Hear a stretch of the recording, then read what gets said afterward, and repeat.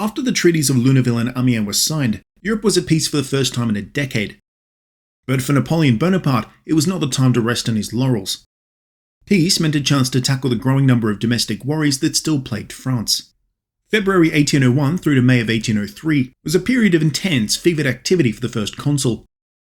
Many long overdue reforms went into effect, and many decrees were promulgated beyond the ones we've already covered. To begin, Napoleon took a very active role in judicial affairs, overseeing their operations via the prefecture. Where he felt the wheels of justice turning too slowly, he intervened to have military-style tribunals or special courts crack down on local criminals. When this aroused the consternation of the judiciary, officers of justices of the peace were reduced from a nominal 6,000 to around 3,000. In close cooperation with second consul Jean-Jacques Cambacérès, Napoleon then selected judges and senior legal officials with care. These interventions did subvert the independence of the French judiciary, but succeeded in their ultimate goal of reducing crime rates. Administratively, not too much changed, but plenty was tightened up. Through the use of a very strict hierarchy, Napoleon's goal remained to have decision-making power in his hands or the hands of the departmental prefects, but the actual capacity to enact these decisions devolved to the departments. In order to ensure effective governance from these institutions, Napoleon formed a new administrative cadre of civilians, the auditeurs and the ingénieurs, both serving as mid-level bureaucrats. Below them were the rank-and-file civil servants, the commis. Through graded pay scales, training, and minimum competency requirements, the idea was to foster a strong meritocracy among the bureaucracy. The reforms were fairly successful at the lower level, but among the upper ranks of the bureaucracy, Napoleon's preference for loyalty bred a culture of seniority that frustrated the ambitions of more junior civil servants. In the financial sphere, reforms to direct and indirect taxes streamlined revenue raising, raking in around 250 million livres per annum. In April 1803, all currencies were re-standardized into silver and gold pieces. Debased French currencies and foreign currencies were also phased out. A few days later, the circulation of paper currency was awarded to the Bank of France, now enlarged by the buyout of two other large banks. With the ouster of liberal opposition from the legislative body and the tribunate in April 1802, it became possible for Napoleon to further concentrate power. In May, the Senate passed a resolution calling for Napoleon to become consul for life. A plebiscite to voting citizens returned over 3.6 million positive responses, and not even 9,000 against. Fabrications and widespread fraud contribute to the lopsided result, but Napoleon was still broadly popular, well beyond the men eligible to vote. The Napoleonic propaganda machine was at full tilt, but even still the French people appreciated peace and stability, even if it had come at the cost of political regression. With the lifetime appointment secured, Napoleon's allies then motioned that it was time to confirm these arrangements with constitutional amendments. Though puppeteering politics from behind the scenes, Napoleon played the role of a reluctant hero and agreed to the changes. Unveiled on August 2, 1802, the constitution of Year 10 was not substantially different from that of Year 8. The consulate was still in place and all the articles we've covered were still in effect. What changed was the separation of powers within the government. Specifically, the few checks to Napoleon's power were eliminated. The tribunate and legislative bodies had proven to be bastions of liberal opposition, and so were dismembered.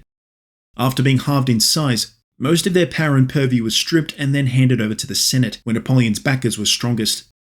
Changes to voting laws ensured that only the richest, highest tax-paying citizens were eligible for lifetime appointments to the electoral colleges, at the level of the arrondissement and the department. This would ensure a screening process for Napoleonic allies working their way up through the legislature. In other words, the French Republic was a Napoleonic autocracy. The first consul was supreme.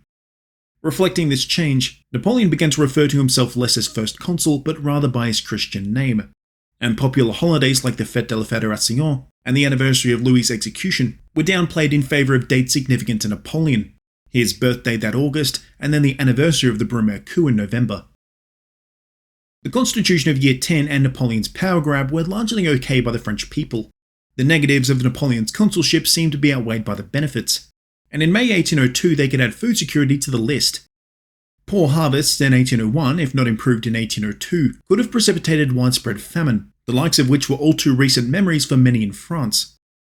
To cover the shortfall, state-funded kitchens were opened, staving off mass hunger in the cities.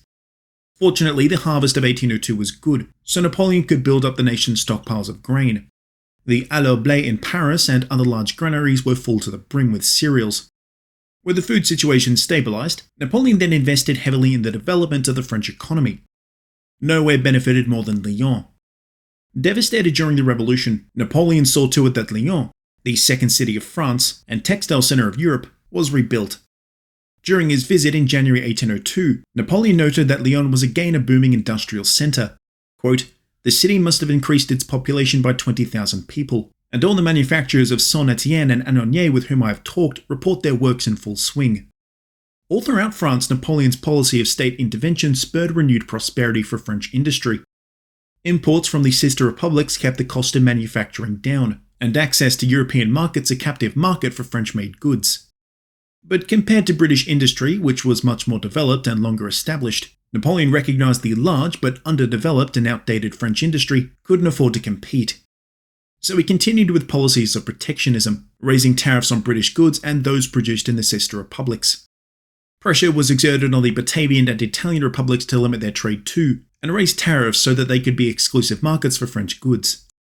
Despite these policies, French industry wouldn't catch up to British productivity without some serious modernisation. So Napoleon offered incentives to inventors and scientists to refine or modernise production, and where innovation was lacking, industrial espionage unlocked modern methods. These measures were, in the short term, very successful. Confidence in the French economy grew and inflation dropped. But returns diminished quickly after 1803, and French trading partners came away disillusioned.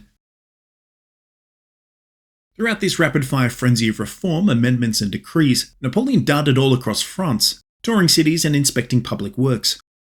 Cambacérès was kept in charge to oversee things in Paris, all the while keeping in near constant communication with Napoleon. This also provided some plausible deniability for the first consul when, for example, the liberal opponents were purged, all royalists and former Jacobins arrested. Power firmly concentrated in Napoleon's hands, his autocratic influence knew no bounds, and extended well beyond French borders and into the sister republics.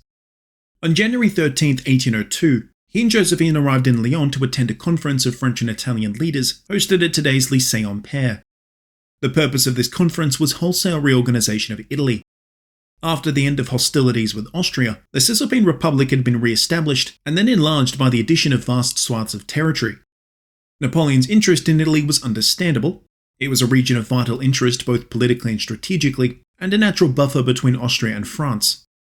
But of course, for all of Napoleon's talk of respect for Italian nationhood, he had been pretty quick to use their lands as bargaining chips, offering Venetia to Austria and Tuscany to Spain.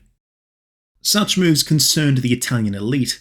Thus, it was necessary to formalise Napoleon's claim to hegemony over Italy. Italian interests were represented by 450 Italian delegates, drawn from Piedmont, Tuscany, Lombardy, Liguria, Emilia-Romagna, even Venezia and Campania, and all under the guidance of old mate Francesco de Aril. Though this Italian delegation was sizable and represented the bulk of French support in Italy, the ensuing consultations of Lyon weren't much of a consultation, more of a dictation. The terms offered to the Italians were unmoderated Napoleon. The Cisalpine Republic was now defunct, replaced by the Italian Republic. A brand new, even more autocratic constitution, written by Napoleon, was promulgated, and it resembled the soon-to-be written constitution of Year 10. Voting was confined to the middle and upper classes, and a powerful conservative Senate instituted. Though the symbolism of an Italian constitution, written and promulgated in France by a Frenchman, wasn't lost on any of the Italian delegates, a vast majority were happy with the compromise. That was until October 1802, when the Italians were reminded that they were not a co-equal partner to France. One of the unresolved issues from the consultation of Lyon was the status of Savoy and Piedmont. Savoy had already been annexed by France during the Revolutionary Wars, but Piedmont was still only under occupation. Trying to keep the Italians on side, Charles-Maurice Talleyrand wanted Piedmont annexed into the Italian Republic, a move naturally championed by Piedmontese delegates. Napoleon, however, offered the region back to King Victor Amadeus III, mostly as an olive branch to the British, who were harping on about adequate compensation to Napoleon's defeated enemies during the, at this stage, ongoing negotiations for the Treaty of Amiens. Victor Amadeus refused what he considered an insulting offer, giving Napoleon all the excuse he needed to outright annex Piedmont into France. The logic was sound. Napoleon had already fought 2 tough campaigns in Italy, and for both, the opening obstacle had been to cross the Alps. Avoiding this in future by prepositioning a French presence on the eastern side of the Bernardine Passes was an obvious choice. The addition of a wealthy and populous region was just icing on the cake. Talleyrand understood the logic, but strenuously objected nonetheless. warning that bold annexations such as this would rally Europe against France. These objections, predictions really, fell on deaf ears. It wasn't all bad for the Italians though, when, also in October, the Duke of Parma, Ferdinando de Bourbon, suddenly died. Parma was simply annexed into the Italian Republic, securing access to delicious reserves of Parmesan cheese. With Piedmont annexed and Italy fixed on firm foundations, Napoleon turned his attention north to Switzerland.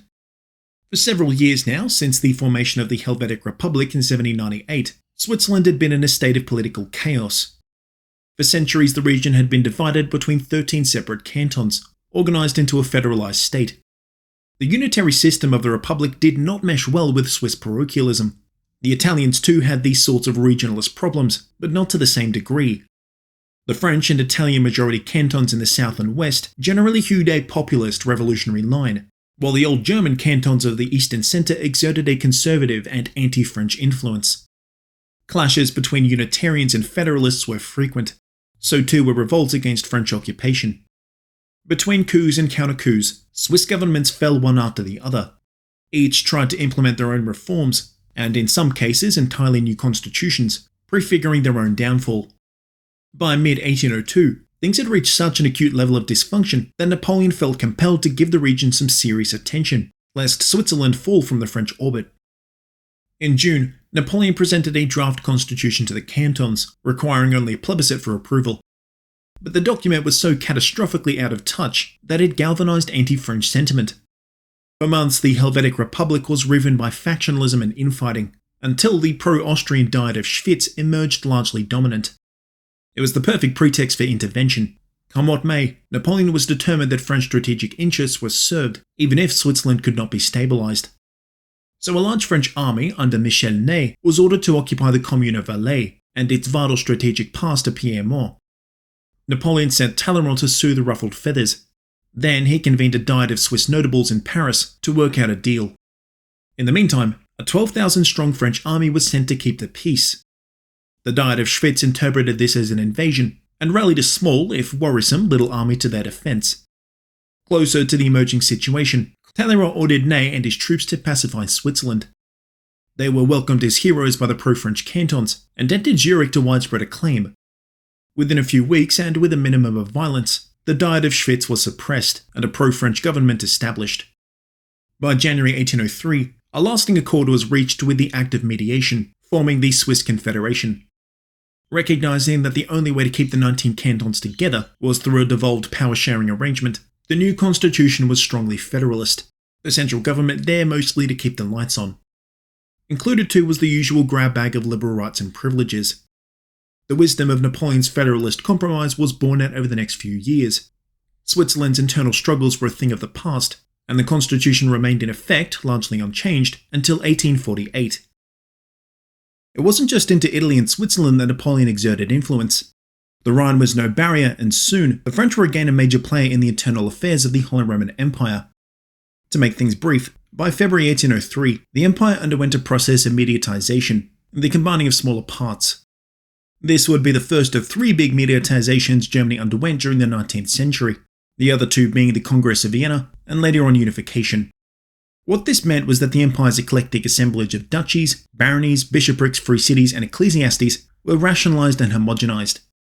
Where before there were well over 200 separate states and entities, there would now be just over 40.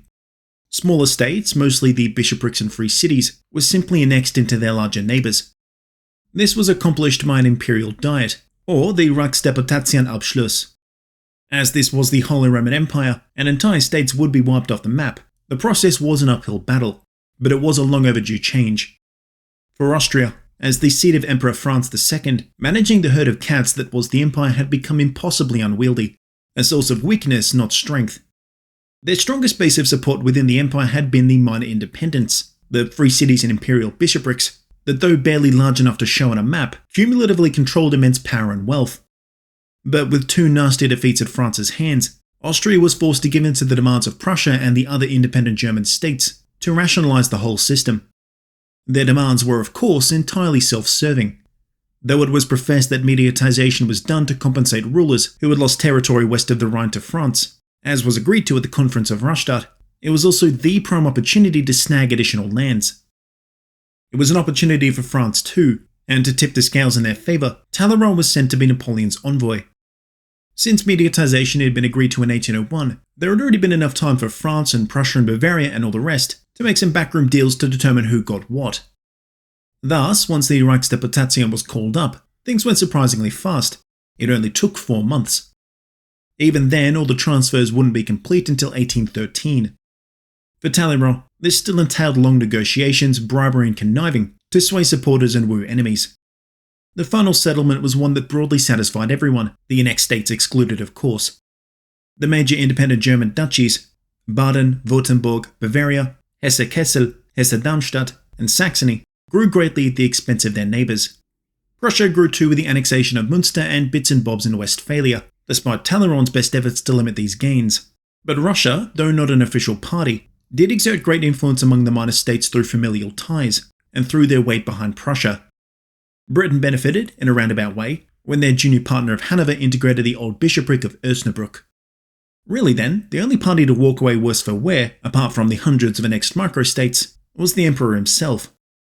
Austria netted only the Trentino. This paltry addition didn't come close to squaring with their loss in power, wealth, and most importantly, prestige.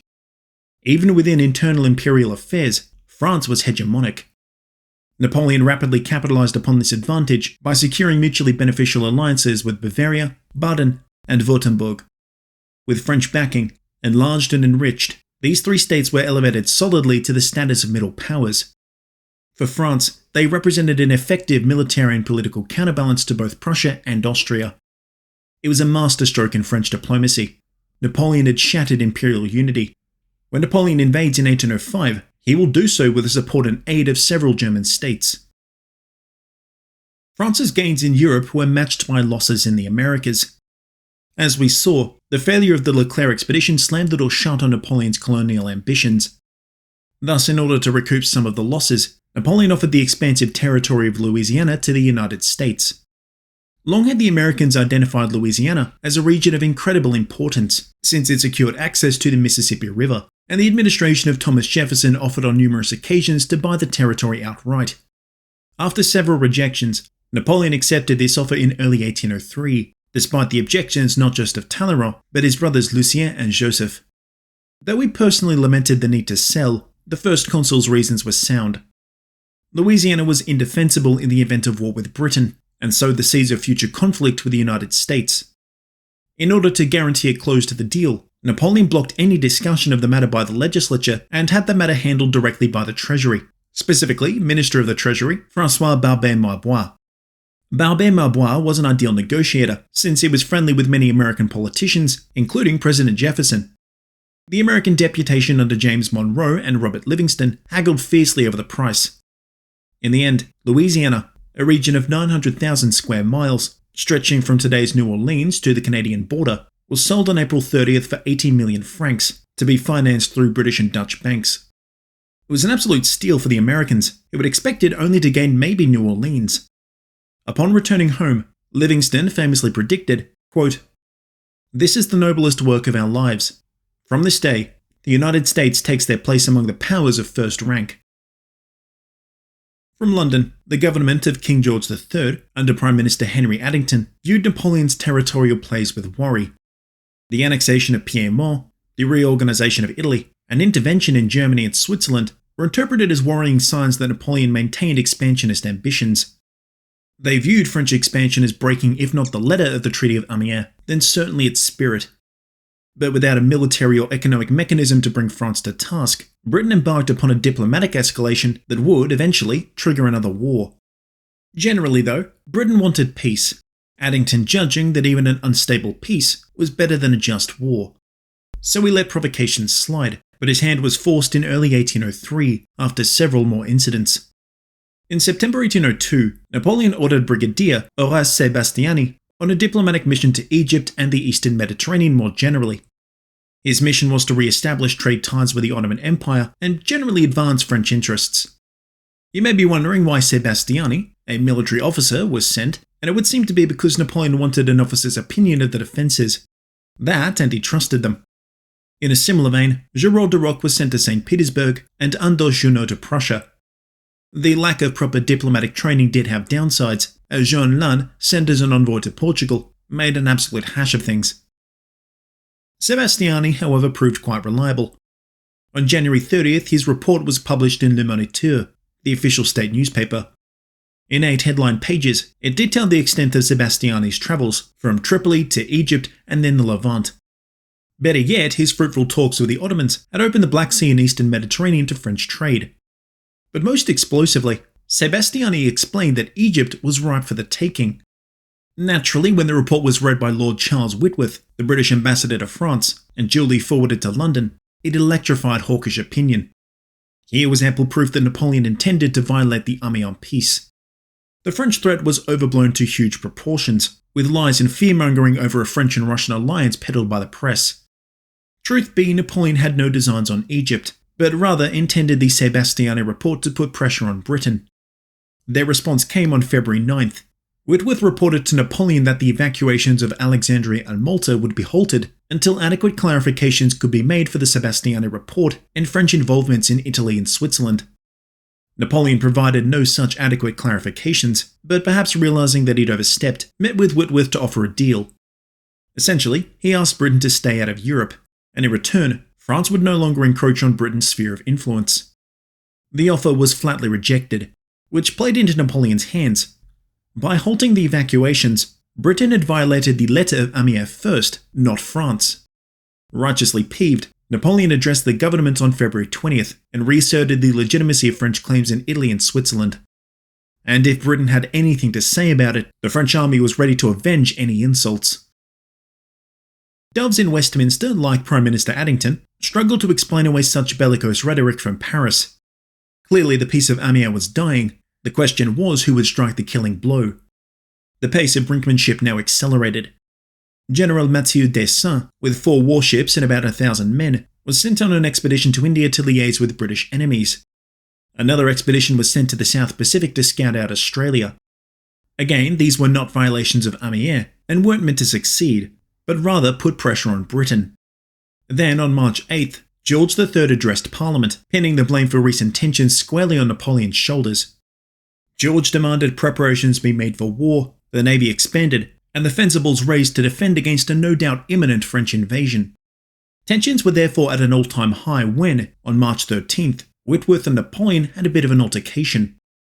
At a diplomatic reception at the Tuileries, we gathered all the various ministers and politicians of the French government, guests, allies and foreign dignitaries, and Whitworth at the head of a small British delegation.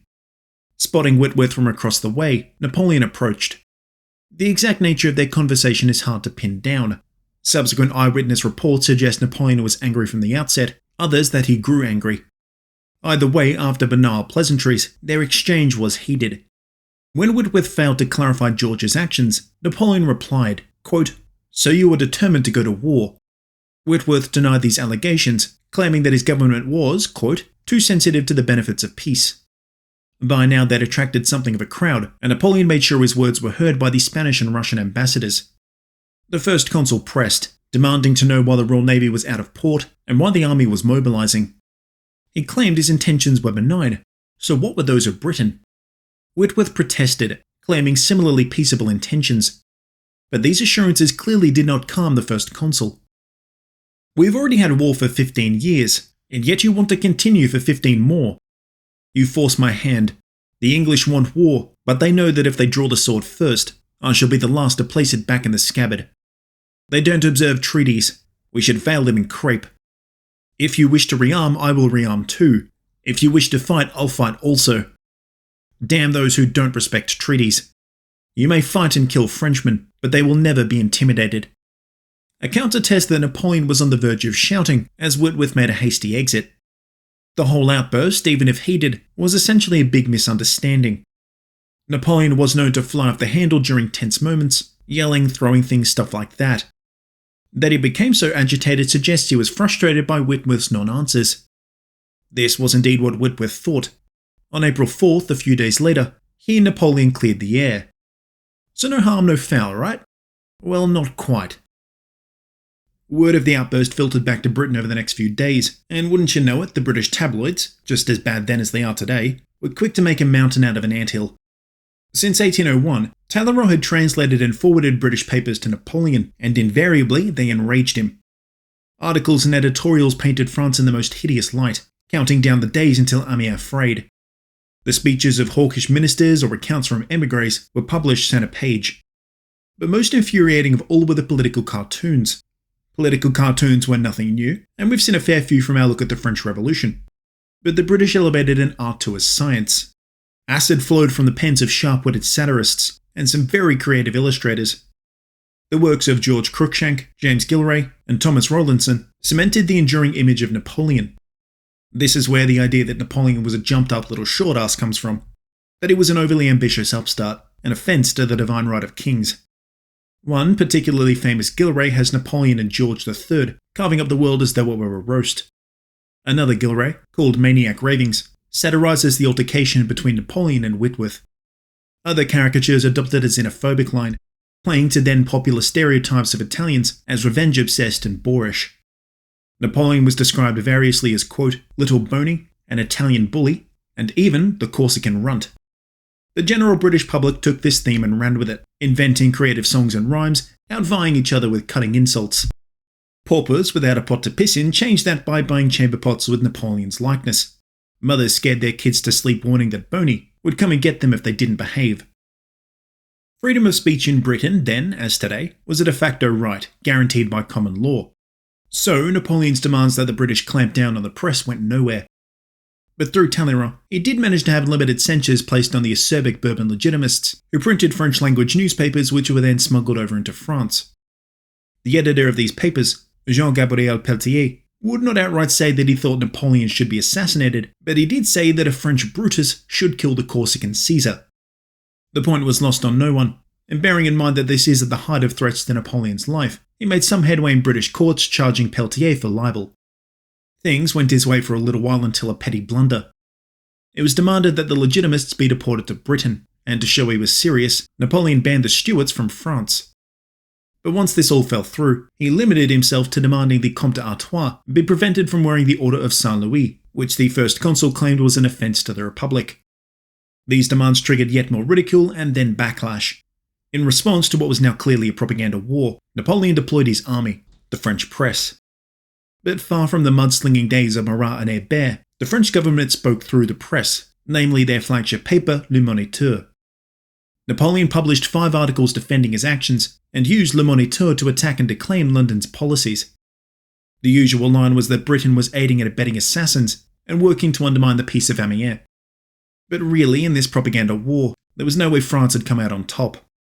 There's a saying in my family, you can't outwork the Germans, and in this case Napoleon couldn't outslander the British. In September 1802, he threw in the towel, banning all British papers from being published in France. Despite opinion now skewing in favour of war, Addington and Hawkesbury still preferred peace, however tenuous. But the Hawks were going from strength to strength, coalescing around James Harris, the Earl of Malmesbury, and later William Pitt, now making his return to centre stage. Both championed a hard line towards France, denouncing Napoleon in particular, whom Malmesbury described as, quote, a rank Jacobin, with a Jacobin mind, Jacobin ideology, and a Jacobin project. Across the Channel, Napoleon reaffirmed his old Anglophobic line, quipping at a council meeting that, quote, all the evils and plagues that afflict mankind spawn from London. So mutual disdain was mutual, but that did not mean that either side really wanted war. What did make the whole tit-for-tat escalation between France and Britain spill over into war, what did eventually shatter Amiens, is tricky to pin down. The typical narrative of Amiens has it as a temporary peace, a doomed compromise inevitably going to fail.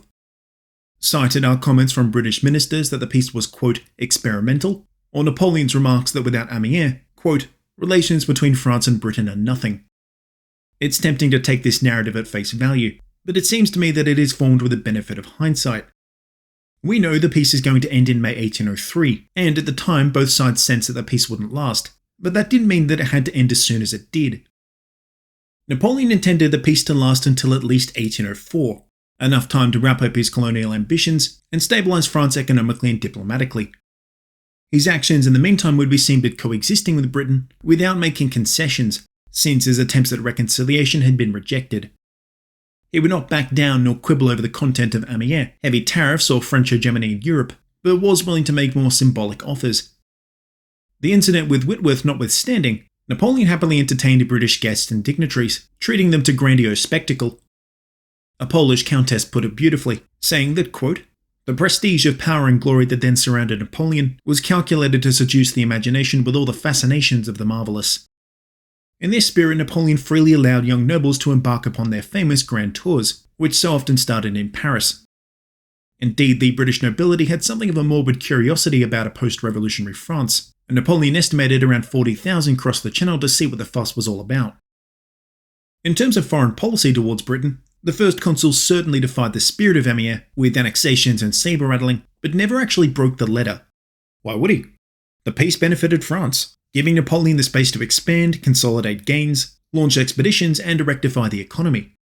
It had been Britain, in response to the tariffs and annexations, that first broke the treaty. That's not to say they did so on a whim. With the exception of the most hardline warmongers, a war with France was viewed with incredible apprehension in London. But as Napoleon grew in power and the threats and mutual recriminations escalated, they felt compelled to pursue a course that ran perilously close to war. Napoleon, whilst hoping to avoid war too, was not fully intending to avoid it either. So we have here two ships sailing on foggy waters, not quite sure where the other is headed, but not sure where they're going either. A collision was bound to happen at some point. Certainly, though, there is an ideological dimension to all of this. Napoleon's was an autocratic regime, a republic only by dint of its institutions, but nonetheless, the heir to the French Revolution. In the minds of the crowned heads of Europe, an understanding could be reached with France, but what lasting peace could be made with a state that still proudly celebrated the execution of a king? At best, the republic was an aberrance, at worst, an active threat. This ideological disconnect affected Napoleon too. He discussed the issue at length with some senators. If we are to hope for good faith or durability in our treaties, one of two things are necessary. Either the governments of Europe must approximate more closely to mine, or my government must be brought into harmony with theirs. Between these old monarchies and our new republic, there is always the risk of danger. There lies the root of European discord. Peace, he claimed, was, quote, but a temporary respite, and that a return to war was inevitable.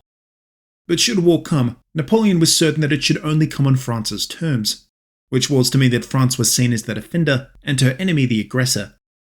This played well to public opinion in France. The defence of La Patrie and the legacy of Valmy were potent symbols, and might also limit who became involved in an offensive. It was a fundamental miscalculation on Napoleon's part. The coalitions against France from day one were offensive alliances but couched in defensive terms. France is an existential threat, so we must attack first. There's also the matter of Napoleon's own ego, his own ambition. The first taste of glory at Toulon had begun the Napoleonic legend, and every subsequent victory, from Castiglione to Marengo, had added to that legend. Napoleon was well aware that his power and prestige was predicated on these victories. He said, "My power proceeds from my reputation, and my reputation from the victories I have won. My power would fail if I were not to support it with more glory and more victories. Conquest has made me what I am. Only conquest can maintain me." Much has been made of this quote and quotes like it. Clearly, Napoleon was obsessed with glory. Civil affairs were trifling distractions. He was insensitive to the advantages of peace, and would gladly lead France back into war, if only it meant more glory for the Napoleonic legend.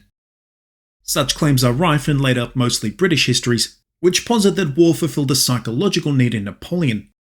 But if that's the case, why stop the war in the first place? Why ever put down the sword? Remember, Napoleon was well aware that he was treading a path eerily similar to that of Julius Caesar, a proven commander with dozens of victories, who had come out on top during a period of civil strife, who ruled as a dictator, popular and powerful. Caesar's legend was just as much civil as it was military. I'd go so far to say more so, since his lasting influence is to be the prototypical example of a politician. Glory, if such a thing exists, can be made with a pen just as surely as a sword, and matters of reform and administration were evidently close to Napoleon's heart. Perhaps he was not personally fully satisfied. He could be fidgety, restless, brimming with ideas, but France was at the height of its power. There was peace, stability, and for the middle and upper classes, general prosperity. The previous quote comes from December 30th, 1802, by which time it was clear that Amiens wouldn't last much longer, so it strikes me as more resignation to the unavoidable rather than outright warmongering. To some degree, Napoleon probably still pined for the battlefield. He inspected soldiers whenever he could, and dropped the former wear of the consulship at every opportunity to wear a simple guardsman's uniform. Certainly Napoleon was a soldier at his core, but to suggest, as the British histories often do, referring to the later claims from Chaptal and Talleyrand that Napoleon was a warmonger, destined to lead Europe into conflict, do seem a bit rich. The diplomatic interplay between France and Britain in 1802 and 1803 is better explained as a continuation of centuries of foreign policy, rather than the personal influence of Napoleon. In the end, what did scupper the Treaty of Amiens was not Napoleon's desire for glory, but a bungled attempt by the British to force concessions on France. On April 9, 1803, they decisively reneged on Amiens by demanding that they be permitted to retain Malta permanently and open a base at Lampedusa, just off the Tunisian coast. They also reiterated that Victor Amadeus be compensated and French troops withdraw from the Batavian Republic. French diplomat to Britain, François Andréossy, reported that Britain's intentions were not to spark a war here, however hard that was for Napoleon to believe. The diplomatic back and forth over the next few days was tense, with Napoleon putting the conciliatory Joseph in charge of negotiations. But even though through back channels it was assured that war would be avoided, politicians in France and Britain not in on these happenings began to champion war, now believing it unavoidable. By April 23rd, Joseph had managed to argue Britain down to a 7-year delay on the withdrawal from Malta, but by then the mood in Paris and London flew in the face of a compromise. Since war was here, Napoleon could not back down and let Malta be a base from where Britain could strike with impunity, and by that same token, Britain could not afford to discard such a crucial advantage on the eve of war. Though neither Napoleon nor Addington truly wanted war, neither could afford peace on these terms. Since Napoleon failed to meet the ultimatum, Whitworth was recalled to London. On May 10th, he asked for his passports and papers from Talleyrand, and only got them after some serious wrangling. Whitworth's departure on the 12th was interpreted in France as a prelude to war. However, the move, at least from London's perspective, was meant to drive home Britain's seriousness about the ultimatum. That was not the signal seen in Paris. On May 11th, Napoleon convened the Council of State, and in a long session it was decided that no further negotiations would be attempted. Only Joseph and Talleyrand were still committed to peace. Not realising that they'd already blundered into war, the British compounded that error by seizing all French shipping in British ports on May 16th. The same day, Andréossy was recalled to France, and all British nationals residing there were arrested. Like in France, the sudden recall of a diplomat was interpreted as a hostile act. Malmesbury, Pitt and the Hawks used the event to call for a preemptive declaration on France, and with Whitworth and other eyewitnesses like Lord Pembroke making flawed predictions about the fragility of the French economy, it was sure to be a short, sharp affair. On May 18th, Britain declared war on France. The first shots were fired that same day when a French convoy was intercepted in the English Channel. Britain and France had been at war for nearly a decade, from 1792 to 1801, and now, after only a single year of peace, it was to be another decade or so of conflict. It would take 4 more coalitions, inordinate sums of cash, and millions of lives to contain France. The Revolutionary Wars were over. The Napoleonic Wars had begun.